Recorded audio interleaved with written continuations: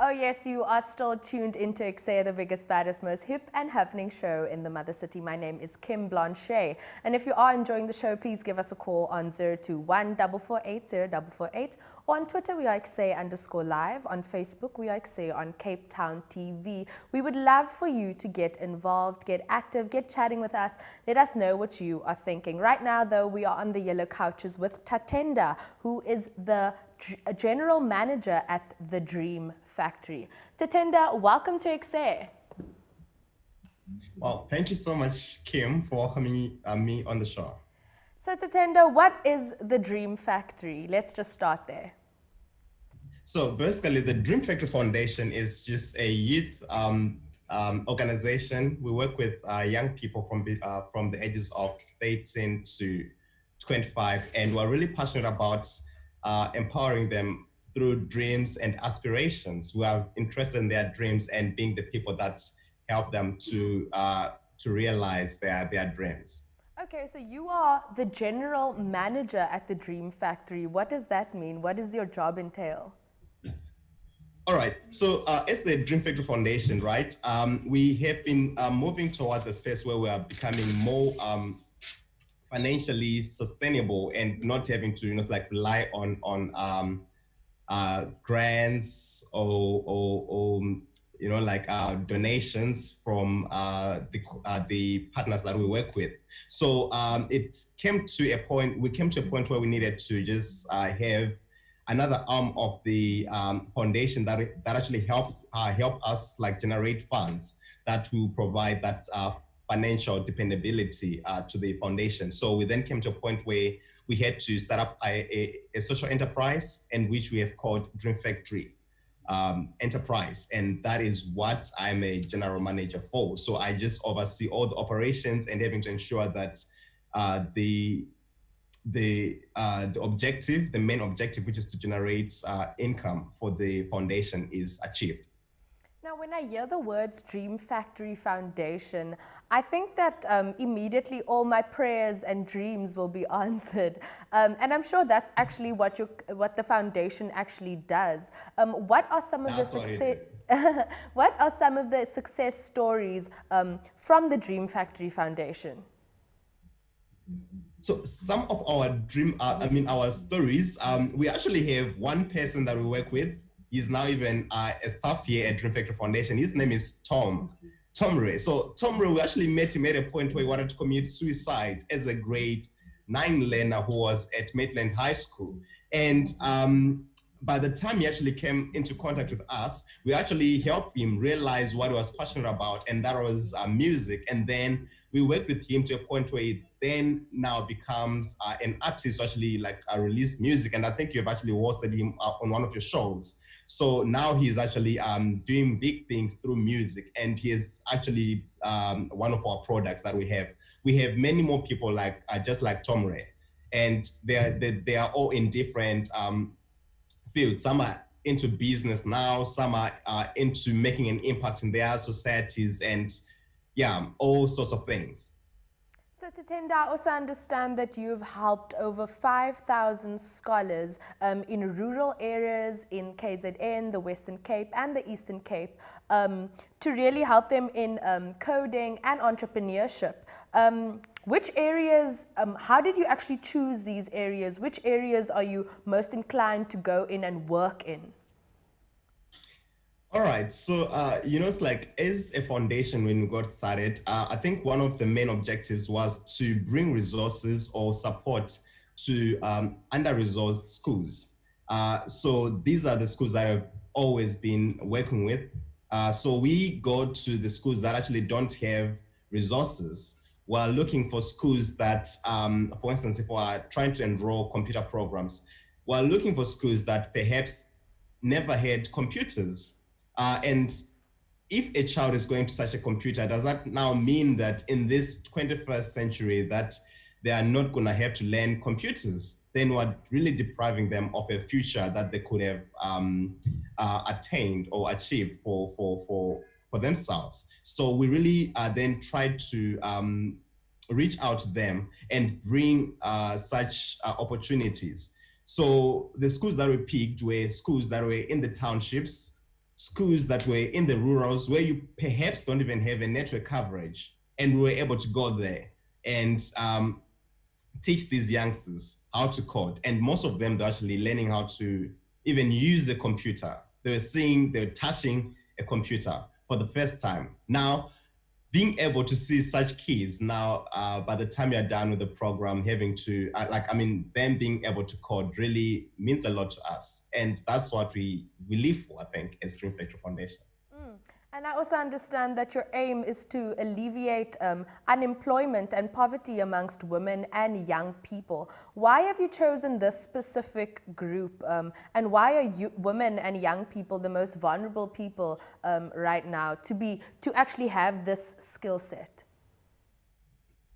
We're living in communities that have been on a record of it's like excluding women in economic activities. So we're really trying to rectify the representation of women in the space of business, and more so even like businesses that are technologically inclined. So we then start up a hub which we call the Emergent Academy Business and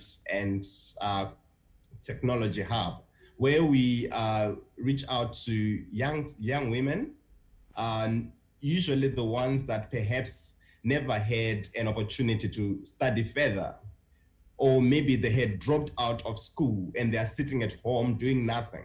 So we then try to upskill them.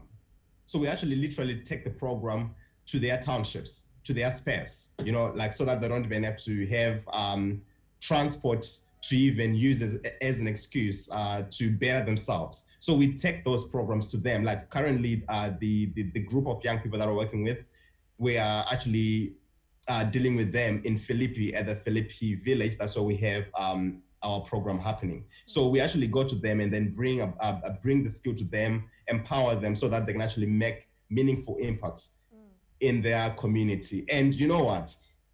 I think one of the reasons why we just work with women, I'm so excited about the African dream, right? It's like Africa is at the moment, it is a very young continent. It is the youngest continent that we have, and it's also so sad that when we talk about economic inclusion, Africa hasn't really been performing so well, although I really don't find a reason why. It's like, because we have all the resources that we require. We have almost everything in Africa.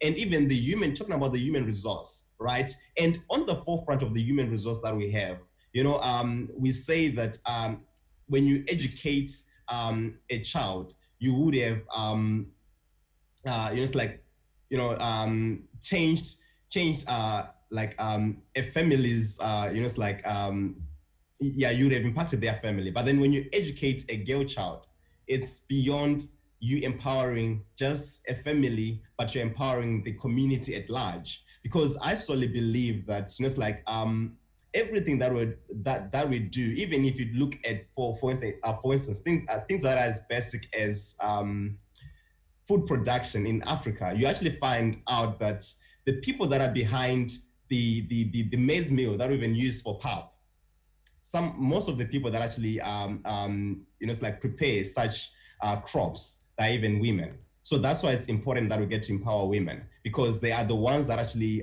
in reality keep our economies going.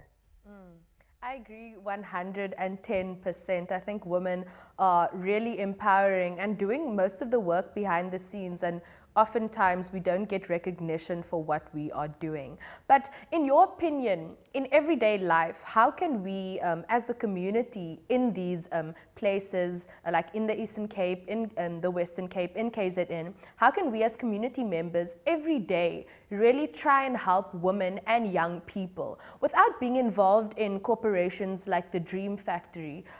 In your opinion, in our personal capacity, what can we do as South Africans to help our fellow women and children? So I think just one of the basic things is just to engage them in whatever that you're doing. You get it? Take time to listen to them. You know, like because we were coming from a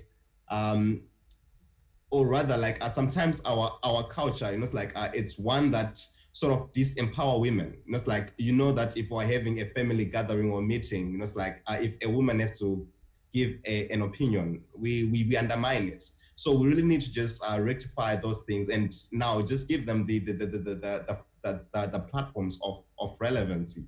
You get it? So things that are as simple as, you know, it's like taking time to listen to whatever that they're saying, their opinions, and, you know, it's like recognizing that they actually count, irrespective of their gender. You get it? And empowering them educationally. So which means no child um, shouldn't be educated simply because they are of a different gender.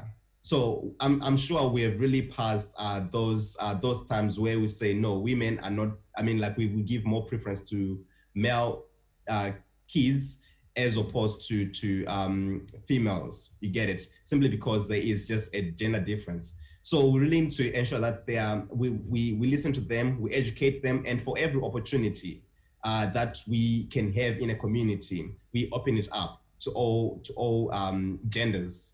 Yeah, that's what I think we can actually do to just empower women without Dream Factory having to be involved in our communities. Yes.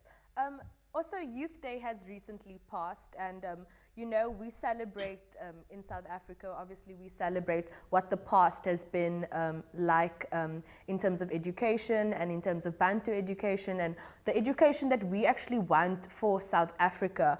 In your opinion, what does South Africa's future look like, especially because young people of today in schools, they're fighting against racist systems, they're fighting against your hair can't be worn like this, your, you know, all of those things, your braids need to be a certain length. What does South Africa's future look like to you?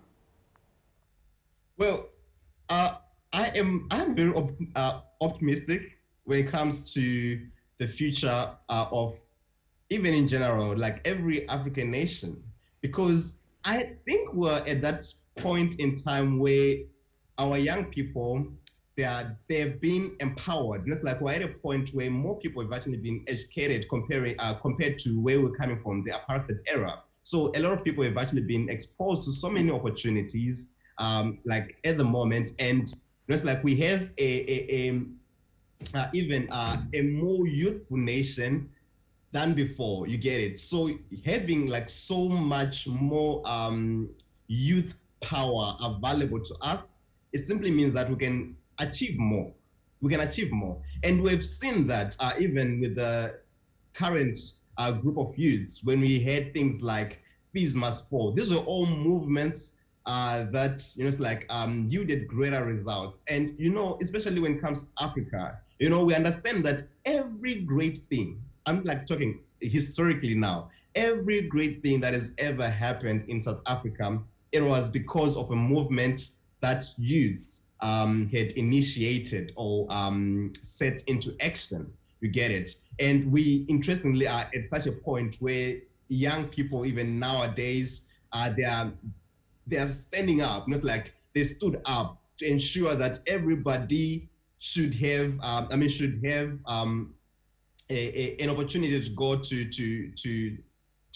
receive education without having to be worried about their financial background in the respective families that they come from. And even now, we're seeing a lot of young people being involved. They are taking leadership, you know, in community activities. They're taking political leaderships. Like you look at,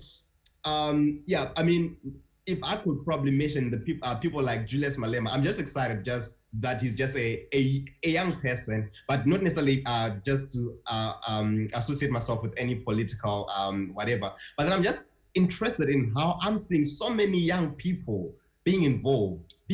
I'm like, yes, this is our time. Our time is now. And, you know, it's like even corporate, even in entrepreneurs, now we have so many young people engaging in entrepreneurship than ever before. So definitely our future as a nation is bright. Absolutely. Tatenda, thank you so much for joining us. Quickly, under 10 seconds, what is the handles for Dream Factory Foundation? Where can people find you? And if people want to get involved, how can they contact you? All right, so our handle for Facebook is Dream Factory at Dream Factory Foundation, DFN. And then on Twitter, it's Dream Factory _DFN, as well as Instagram. And then our contact number, you can actually easily get onto our website, which is www.dreamfactoryfoundation.org. And you should be able to at least send us a direct chat over WhatsApp, and we'll be able to respond to you instantaneously. Well, thank you so much, Tatenda, for joining us. We will get all those contact details and then eventually put it on our Facebook page so that we can distribute it to you guys. Thank you so much for tuning in. We're going to take a quick ad break and then we'll be right back. Don't go away.